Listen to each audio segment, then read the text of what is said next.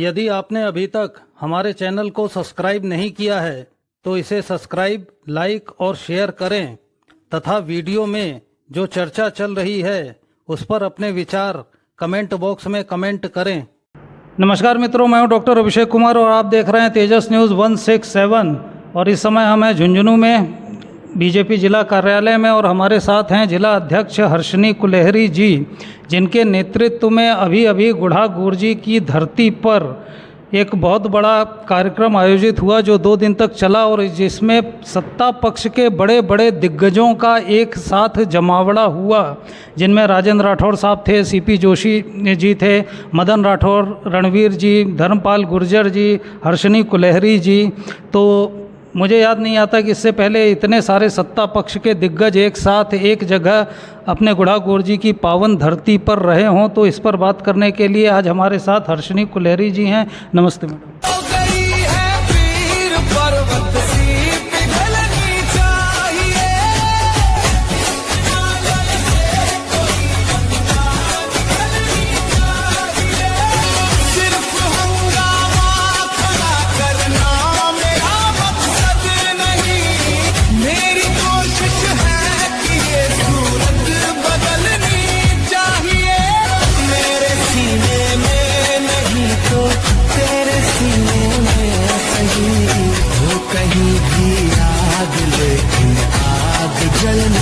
चाहिए हो गई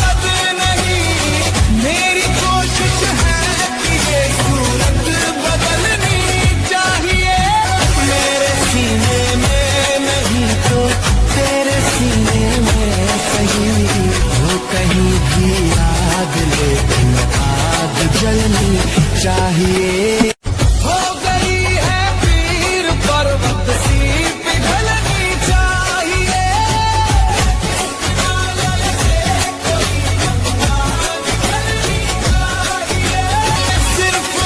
सिर्फ हंगामा खड़ा करना मेरा मकसद नहीं, मेरी कोशिश है कि ये सूरत बदलनी चाहिए।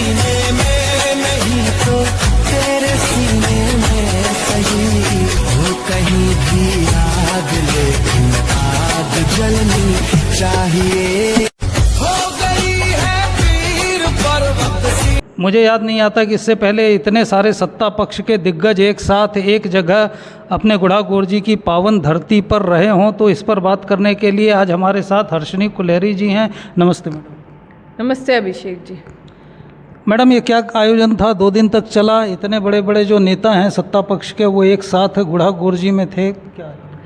अभिषेक जी, ये जो कार्यक्रम था पंडित दीनदयाल जी का प्रशिक्षण वर्ग शिविर था हम लोगों का, जो आवासीय था और इसके अंदर हमारे अपेक्षित श्रेणी के लोग इसके अंदर आए थे और जिसके अंदर हमारे बड़े बड़े जो भारतीय जनता पार्टी के वरिष्ठ कार्यकर्ता हैं, वरिष्ठ पदाधिकारी हैं, वरिष्ठ नेता हैं, उन्होंने आके हमारी जो ट्रेनिंग था, जो हमारा शिविर था, प्रत्येक सत्र के अंदर अलग अलग विषयों पे चर्चाएं की और भारतीय जनता पार्टी के जो कार्यकर्ता हैं, जो पुनः उनको जो विचार थे, हमारे नए जो लोग जुड़े हैं, उन सभी लोगों को पुरानी जो विषय थे उनको वापस से आज के समय के अंदर किस प्रकार से भारतीय जनता पार्टी की सरकार काम कर रही है, क्या योजनाएं हमारी, क्या विचारधारा रही, किस प्रकार से संघर्ष हमारे रहे, कैसी चुनौतियां रहेंगी हमारी आने वाले समय में, कैसी चुनौतियों का हमने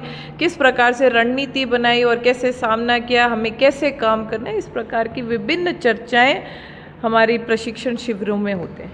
मतलब बड़े बड़े दिग्गजों ने अपने कार्यकर्ताओं को निर्देशित किया कि पार्टी का प्रसार कैसे करना है, उसकी विचारधारा क्या है, एक तरह से ट्रेनिंग।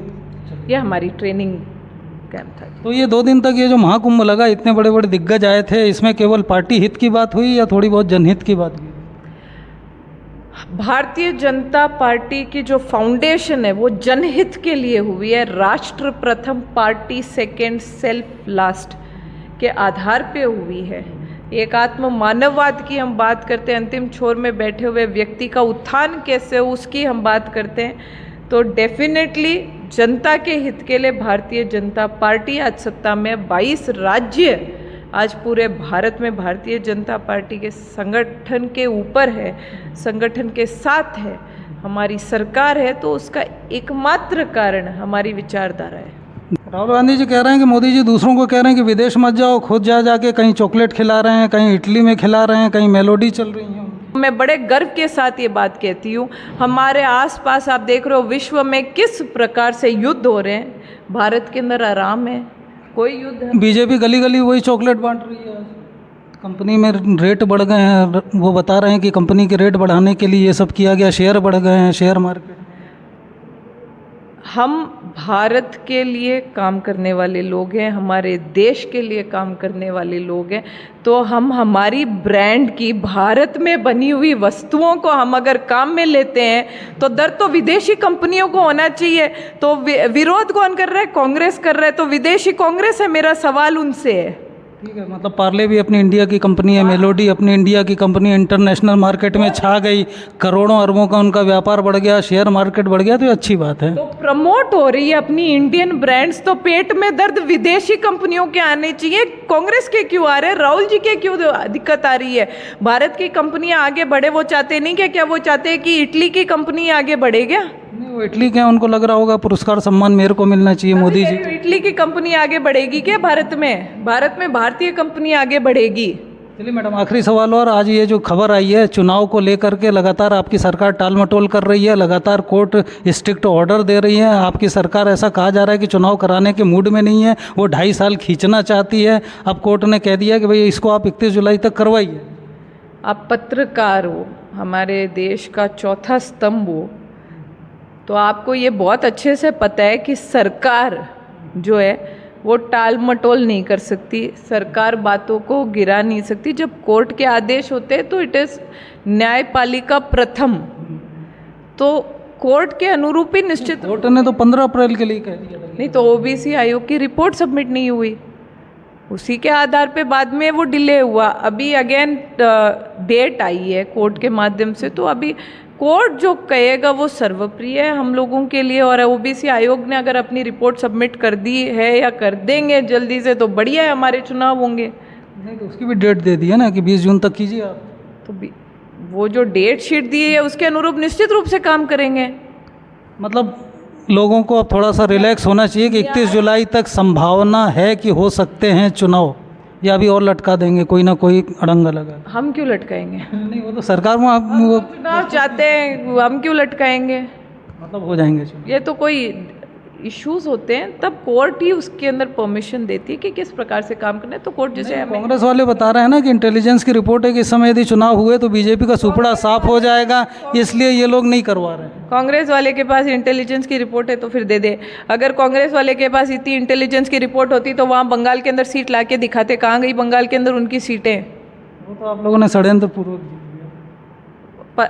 आप ये बताओ, आप पत्रकारिता कर रहे हो ना, तो पत्रकार तो म्यूचुअल होता है। उनका जो आरोप है, मैं ये बता दूं, उनका जो आरोप है, आरोप किस प्रकार का आरोप है? वो कहीं पे कुछ पहले तो कह रहे थे ईवीएम के अंदर घोटाला कर रहे हैं, ईवीएम में घोटाला कर रहे हैं, फिर टीएमसी के अभिषेक बैनर्जी कह रहे हैं कि ईवीएम में तो घोटाला नहीं कर सकते, ईवीएम में उठा ले गए वो लोग, तो मतलब कह रहे ईवीएम बदल दिए। तो मेरा तो सवाल ये है कि सीसीटीवी कैमरा है वहाँ पे, ईवीएम बदले कहाँ से जाएंगे? मैं ऐसे जनता को गुमराह करने का काम करते, बेवकूफ़ बना के इतने सालों तक इन्होंने वोट ऐंटे। अब पढ़ी लिखी जनता है, लिटरेसी रेट हाई हो रही है, अब उन बातों में नहीं आने वाली है जनता। मतलब 31 जुलाई तक राजस्थान की जनता ये समझे कि चुनाव संभावित हैं। देखिए ये तो अभी ऑर्डर आए हैं, वो आगे जैसे ओबीसी आयोग की रिपोर्ट वगैरह होगी, मतलब आप कह देती तो लोग कम से कम खुश हो जाते हैं ना, इतने समय से बैठे हैं कि यार होगा नहीं। तो ये तो रिपोर्ट आई नहीं आई, वो तो अब पूछेंगे, पता करेंगे तब आगे। बहुत बहुत धन्यवाद। तो हमारे साथ में है बीजेपी के धमोरा से युवा जुझारू कार्यकर्ता संजय जाखड़ जी। सर, मोदी जी को खुलेआम दिन दहाड़े अमित शाह को आरएसएस को गद्दार कहा जा रहा है। देखो, जिसकी जैसी परवरिश होगी वो वैसा ही करेगा। इनकी कांग्रेस पार्टी की परवरिश ही ऐसी, गद्दार कहना, ये कहना, ऐसी अनगिनत टिप्पणी करना, ऐसा चलता रहा है। इनके दादा देख लो, इनके परदादा, इनकी दादी को देख लो, ऐसा ही काम करते हैं। गद्दार किसको कहा जाता है? इन्होंने क्या किया? कश्मीर के साथ क्या किया? धारा 370 लागू कर दी, ऐसे काम किए इन्होंने। तो गद्दार किसको कहें? मोदी जी को कहेंगे। मोदी जी ने तो धारा 370 अभिन्न अंग को भारत में मिला है। 1948 में जो कश्मीर का एरिया वो पाकिस्तान को दे दिया। तो गद्दार किसको कहेंगे? गद्दार तो ये हैं देश के। 1971 के अंदर 1 लाख सैनिक भारत में सरेंडर कर चुके थे पाकिस्तान के, उनको छोड़ दिया इन्होंने। लेकिन हमारे 85 सैनिक जो पाकिस्तान में थे उनको छुटा नहीं पाई। ये क्या बात करते हो? गद्दार तो ये हैं, देश के सबसे बड़े गद्दार हैं। वो कभी कहते हैं भाई मोदी जी चोर हैं, कभी कहते हैं चौकीदार चोर हैं, कभी कहते हैं सारे मोदी चोर हैं, कभी कहते हैं इलेक्शन कमीशन चोर है। तो ये चोर उचक्के तक तो मामला ठीक था, लेकिन अब तो सीधा सीधा गद्दारी कहा जाने। बात सुनो, चोर ये हैं तो चोर, यदि आदमी सबको चोर बोलेगा तो खुद ही साहूकार है क्या? ये भी बड़ी विषय है। यदि कोई नेता हो या कोई जनप्रतिनिधि हो, वो सबको चोर बोलता है तो वो खुद तो सही है क्या?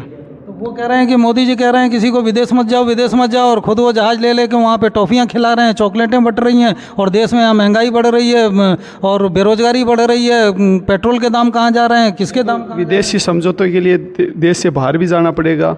इनको विदेश कौन बुला रहा है? ये खुद नहीं जाता है क्या विदेश घूमने के लिए? मोदी जी तो घूमने के लिए तो नहीं जा रहे हैं ना, किसी देश के मुद्दे के लिए तो जा रहे हैं। ये तो घूमने के लिए जाता है। इसके 2-3 महीने में एक बार ये विदेश घूमने जाता है। हाँ, एक ट्रिप लगाता है। वो क्या करने के लिए? इनकी खबर इनके नेताओं को ही नहीं होती कि ये कहाँ। हाँ, कहाँ जा रहा है, क्या नहीं जा रहा है। कहीं स्विमिंग पूल की फ़ोटो घेरता है, कहीं ये पप्पू की तरह काम करता है। तो ये प्रधानमंत्री जी तो दूसरे देश के प्रधानमंत्री से मिलते हैं, देश के समझौते करने के लिए जाते हैं। ये तो घूमने के लिए पिकनिक। लेकिन ये बता रहे हैं कि जेएनजी भी बहुत ज़्यादा नाराज़ चल रहे हैं और इतनी बड़ी कॉकरोच पार्टी बन रही है। ये बता रहे हैं कि जितने उसके फॉलोअर हो गए उतने तो आरएसएस के 40 साल में नहीं। देखो, वो अलग विषय, वो तो युवाओं का काम है। लेकिन एक बात बताओ, यदि मोदी जी असंतोष तो मोदी जी को गद्दार बोलते हैं, इनकी विपक्ष के सबसे बड़े नेता जो पुराने लंबे समय तक राजनीति करे, शरद पवार जी, उन्होंने ये कहा है कि भारत का वैश्विक स्तर पर जो मोदी जी ने नाम किया वो कोई प्रधानमंत्री आज तक नहीं करवाया। और वर्तमान परिस्थितियों में प्रधानमंत्री जी ने जो देश का मनोबल बढ़ाया है वो बहुत बड़ी बात है। ठीक है, लेकिन जो राहुल गांधी के इस तरह के स्टेटमेंट रहते हैं या ऑपरेशन सिंदूर वगैरह में भी रहे, ये पाकिस्तानी मीडिया में हमेशा हेडलाइन बन के चलते हैं। और इनको जो फंडिंग होती है, जो भारत के विरोधी जो ताकतें हैं वो इनको फंडिंग करती हैं और उनके पक्ष में ये इनकी सोच अलग टाइप की है। इनकी भारत विरोधी सोच है, क्योंकि ये नस्ल ही भारत की है, भारत की नस्ल नहीं है। ये विदेशी नस्ल है। तो ये विदेशी नस्ल, तो विदेशी जो जिस देश का होगा उस देश की बढ़ाई करे। तो ये देश का नागरिक ऐसे आदमी नहीं है, ये विदेशी नस्ल है। तो ऐसी अनगिनत टिप्पणी, तो इसको कोई सीरियस नहीं लेता। ये सिमट गई, हर स्टेट में ये सिमट चुकी है। एक बात बताओ, यदि मोदी जी गद्दार होते या यदि विकास नहीं कराते तो एक बात बताओ, पूरे भारत में इसका क्या बात करते हो? पूरे भारत में बीजेपी का परचम लहरा रहा है। ऐसे थोड़े बंगाल जैसे चुनाव में आप भाजपा देखो प्रचंड बहुमत, पंजाब जीतेंगे हम, दोबारा राजस्थान की सरकार रिपीट होगी। क्या बात कर रहे हो? धन्यवाद।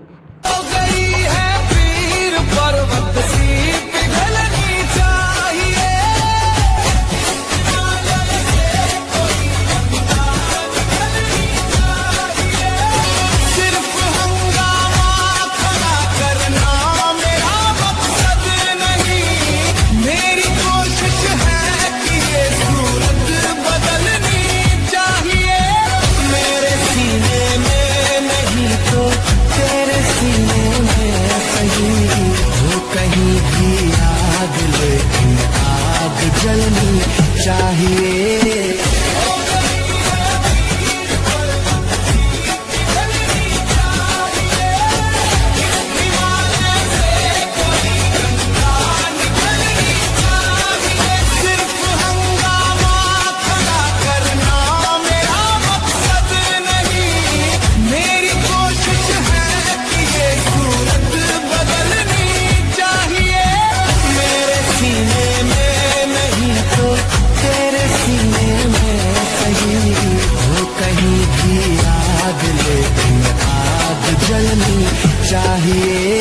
भारत की है कहानी सदियों से ही पुरानी। जान